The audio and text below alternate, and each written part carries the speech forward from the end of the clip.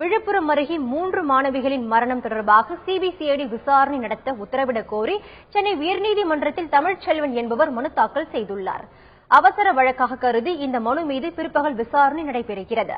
இதுகுறித்து எமது தலைமை செய்தியாளர் ரமேஷ் தரும் நேரடி தகவலை தற்போது கேட்கலாம். ரமேஷ், இந்த மனு குறித்து விரிவான தகவலை சொல்லுங்க. இந்த வழக்கு குறித்த விசாரணை பிற்பகல் வரும் சொல்லியிருக்காங்க. எத்தனை மணிக்கு விசாரணைக்கு வருது, அதை பத்தி சொல்லுங்க.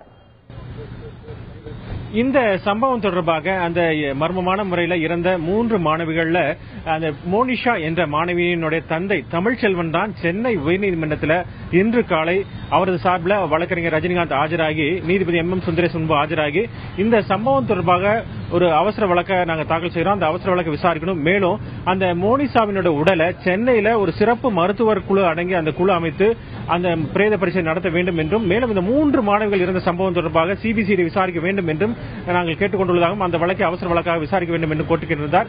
இந்த மனு மதிய விசாரணைக்கு வர உள்ளது. இந்த நிலையில அந்த நீதிபதி முன்பு ஆஜரான வழக்கறிஞர் ரஜினிகாந்த் நம்மிடம் இருக்கிற அவரிடம் கேட்போம். இந்த மனுவில் என்ன கேட்டிருக்கீங்க, அதுல என்னென்ன சந்தேகங்கள் இருப்பதா சுட்டிக்காட்டியிருக்கீங்க?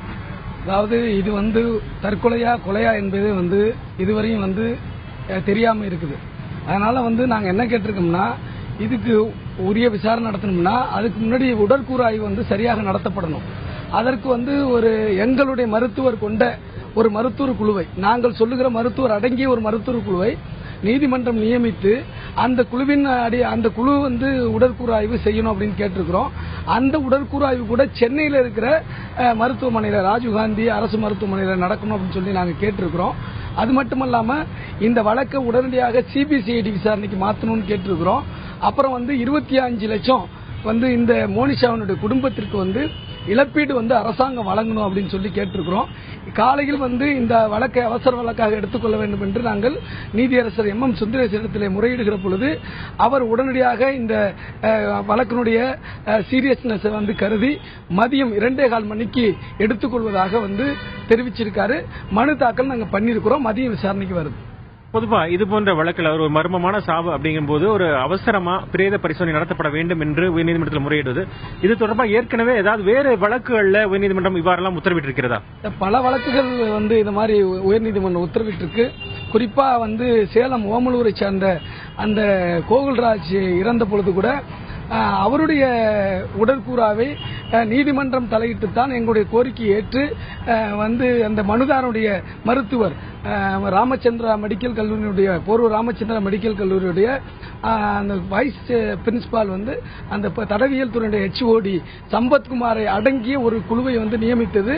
அந்த மருத்துவ அறிக்கையின் அடிப்படையில் தான் கோகுல்ராஜுடைய வழக்கு என்பது கொலை வழக்காக பதிவு செய்யப்பட்டது, மாற்றப்பட்டது. அந்த மருத்துவ பிரதேச அடிப்படையில் அது கொலை என்று நிரூபிக்கப்பட்டிருக்கிறது.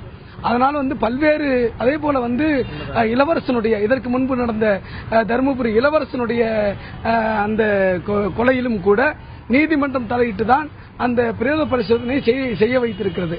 ஆகவே இது போல பல வழக்குகளை இந்த நீதிமன்றம் செய்திருக்கிறது. அந்த வழக்குகளை எல்லாம் நாங்களே நடத்தியிருக்கிறோம் என்பதும் அதுல ஒரு விஷயம்.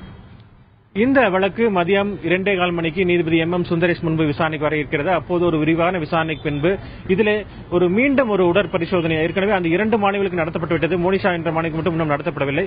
ஆக நீதிபதி MM சுந்தரேஷ் ஒரு விரிவான விசாரணை மேற்கொண்டு ஏதாவது உத்தரவு பிறப்பிப்பாரா என்பது மதியத்துக்கு பிறகுதான் தெரிய வரும்.